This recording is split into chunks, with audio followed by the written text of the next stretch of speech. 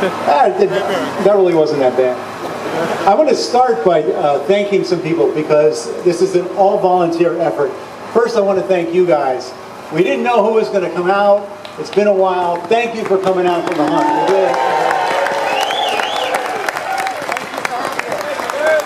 Thank you especially to the new people who didn't know what they were getting into. Now you know. Okay. Thank you. I want to thank all the hunt volunteers. Almost everybody wearing a t-shirt was a volunteer down here today. A couple in particular, the woman who organizes the whole hunt. Where is Elaine? Where's Elaine? She's always off somewhere working. Her name is Elaine Pasikoff. She's amazing. Please give Elaine a round of applause. There she is. Sylvia Barrio, come on up. Without her, there would have been no hunt this year. She was the person, she's the person who convinced the Miami Herald and the Downtown Development Authority to bring the hunt back. We didn't think it was going to happen, and it happened. My assistant, Judy Smith, who is still working very hard over there. Raymond Duenas, where's Raymond? Raymond was our logistical guy. He's probably out doing something logistical. Raymond, thank you, wherever you are. Okay. Alice Robertson and Kim Hills from the Miami Downtown Development Authority for doing this and also buying me some wine the other night. Karina Mestre and Jose Solana from Bayfront Park Management Trust. Samantha Castellanos, Paola Kohlberg, and Alicia Marks, Tishley from Schwartz Media Strategies. Victoria Sampaio-Costa from Compass, one of our sponsors. Regina Lewis from Bayside Marketplace. Erica Glick from Topgolf Miami Gardens. Jose Quinones, Javier Cortesano, and Amanda Magistad from Philip and Patricia Frost Museum of Science over there, which gave us their space for a giant pencil. Amanda Oquan Osman from Costa del Este Resort and Spa, which the first place winners will be going to. Lori Ann Diaz, Lorenzo Butler, and Cassandra Sigler from the Miami Heat. Gino and Dan Wallenstein from the North-South Productions. Tom Mitchell of Super Wheels and Reflections Productions, who this is the giant roller skate that has been at every hunt ever, and I still don't know why, but we're so glad it's here because it sort of reassures us that we're like the hunt, you know, it's a giant roller skate. Otis and Barbara Sweat from Otis Sweat Illustrated. Otis draws our map down here. We love, he does the greatest job, and we put Otis through hell changing things on that map every year. Susie Cruz from Cruz Creative Studio. Patrice Bailey and the student actors from New World School of the Arts. Those guys were incredible. Two special thanks. One, Andy Wenzel. Andy is the guy who, right here, Andy runs the TropicHunt.com site from back when it was called the Tropic Hunt. Always pronounce it carefully. And Andy has been on every hunt and has maintained the archives. He knows more about the hunt than we do. He never wins the hunt, but he knows more about the hunt than anybody else. And the other one, where's Blake? Blake Ross. Blake. Come here, Blake. Come up on stage. This guy, he designed one of our puzzles, the one that involved using the internet to get the picture. This guy did that. He's very smart. Right? Okay, Blake. He agrees with that. Okay. Tom, is it okay if I begin now with the solutions?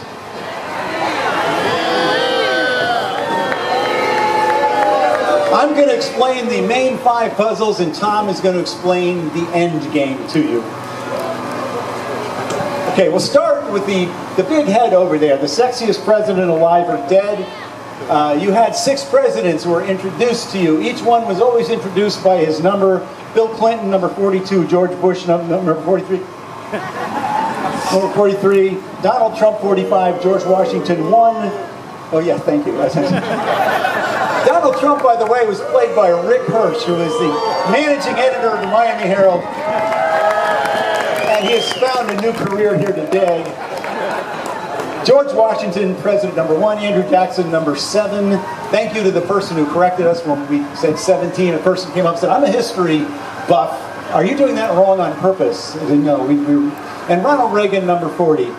So the narrator, who was a guy named Gabe from the New World School, had the presidents line up in the order I just gave you their numbers. Was president, made a big deal about you had to text ahead, and when he said text ahead, Donald Trump would say, we mean that bigly.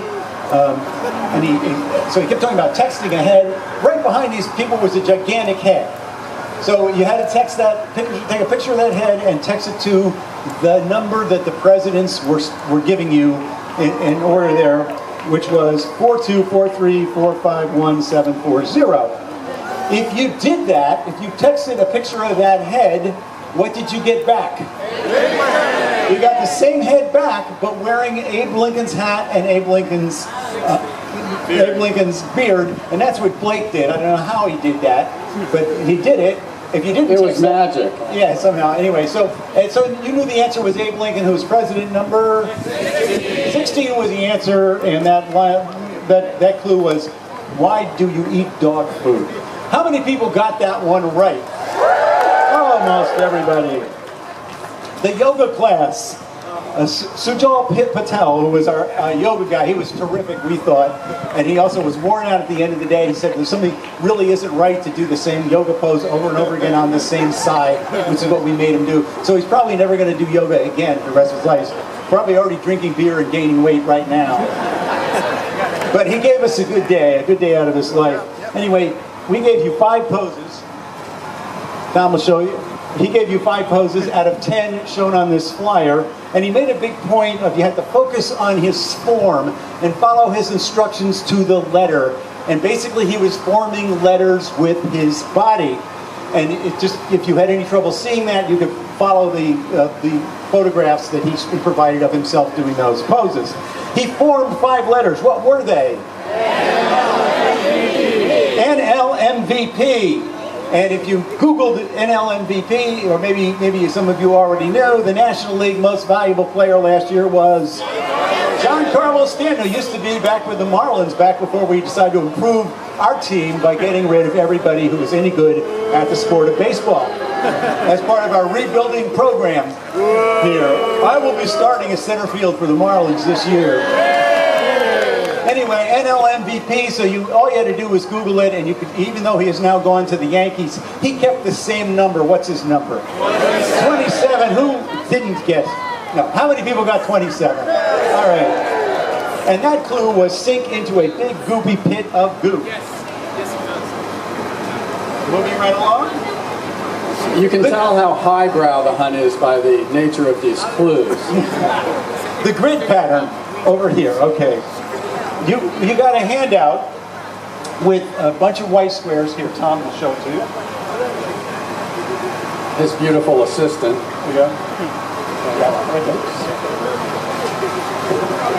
You were given that handout with a bunch of weird-looking blacked-out marks and a pencil in the upper right-hand corner, and it said, "Look familiar. If not, look around. Then fill in spaces in these places." If you looked around, you should see the same pencil. It was over there on the Frost Museum of Science, next to a grid pattern of windows. The windows are blacked out in different places from the grid pattern that you were handed. The key was to fill in your grid pattern with the windows where they were blacked out. And if you did that, it formed a number. What was that number? 359 is the number it formed. How many people got that one? All right. You people are very good. And that clue corresponded with show every bit of your gown. Okay, the next one. Tom, here's the Doggy Art Show. You were given over there there was a display of line art drawn by a guy named Eric, what's his name? Eric Shansky. And he drew a bunch of dogs, kind of whimsical line drawings of dogs over there. And you were also given this price sheet, which showed the same drawings, each with a number associated with it. All of those numbers were potentially correct answers to the puzzle. And we said on the instructions to you, one of these works is different from the others. Its fundamental structure is drawn from real life. This defining difference can be seen by any viewer who finds the right perspective from which to compare the work to the artist's inspiration. So we said it was drawn from real life. We noted that it was sponsored by Compass Realty. And we said, speaking of Compass, if you look about 140 yards to the northwest, you might begin to find the perspective you need. We were telling you to go look at this sculpture here. If you look at that sculpture from the right angle, one of these pictures lined up exactly with the lines in that sculpture. Which one was it? 1200. 1200, the $1,200 donkey sculpture. How many people got that? Okay. Clue 1200, the clue was, I love going as Tubby. And finally, the Food Identity Conference, which was put on by the New Age, the New World School students. No two doing the same, no two performances the same. Basically, the speaker said, here we have a bunch of foods who need to find their identity. They need to find a common feature. And the kids would all run around looking to find somebody. Then finally, 3 of the foods would always come together, found something in common. They were a bagel, a donut, and some Swiss cheese. They were the 3 foods that had a common feature. What is that feature? Holes. So they are? Whole food. They're whole foods. And the narrator said, but there's the whole is greater than the sum of the parts. Everybody, I assume, looked into the Hunt magazine and saw there was a whole food ad that had donuts, bagels, and Swiss cheese. If you added those 3 numbers, though, it didn't add up to a potential solution. You had to add one more whole food. What was it? Cheerios. There was one more whole food in the ad. If you added that, what did you get?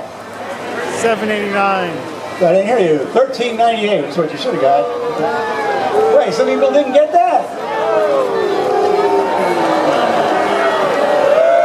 What? Just for the record, this was Tom's puzzle. But I thought it was a good puzzle. You didn't get that. Is this just because you all couldn't add? Is that the How many people did get it? I don't know what the dopes are complaining about.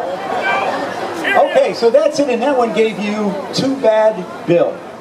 Okay, so now you had 5 clues, none of which at that point should have made any sense to you at all. At least that our hope was that they wouldn't. And at 3 p.m., Tom gave you the final clue, and I will turn the microphone over to Tom. Oh, you already have a microphone. And as I've said many times, the final clue was, we will now state the final answer, the final clue. Use only the capital letters.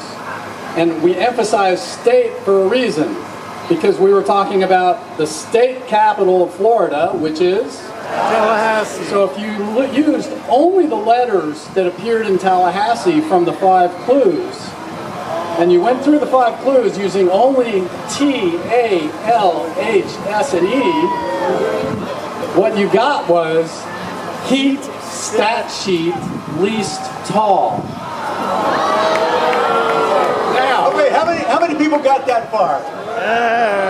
Okay, heat, stat sheet, least tall. okay.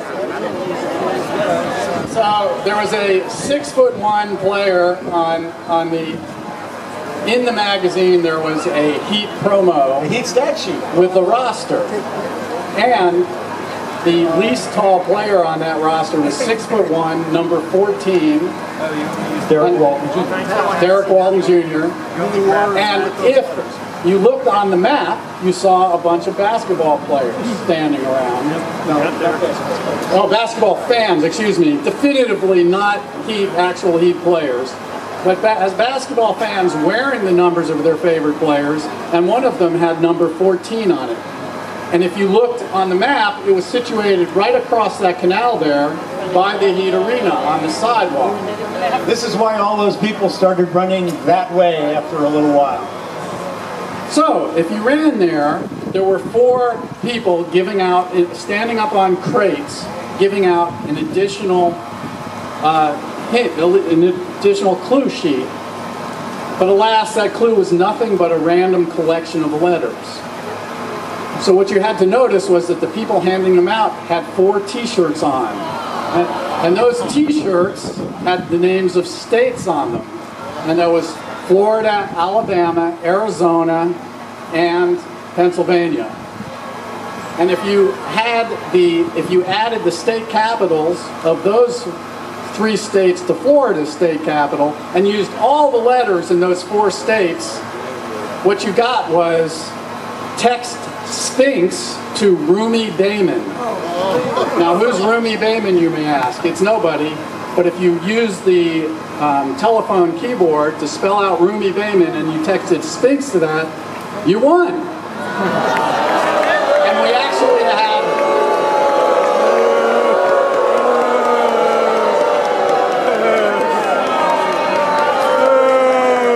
Well, you can't be cheering because you didn't win, did you? Okay. So there were actually quite a few people who texted that who didn't make the first 3. So I want to congratulate those people, and good job, and you lose. Don't quit the day job. We want to bring up the winning teams. Are they here? Do we have these folks? Okay, we'll start with you. Okay, do you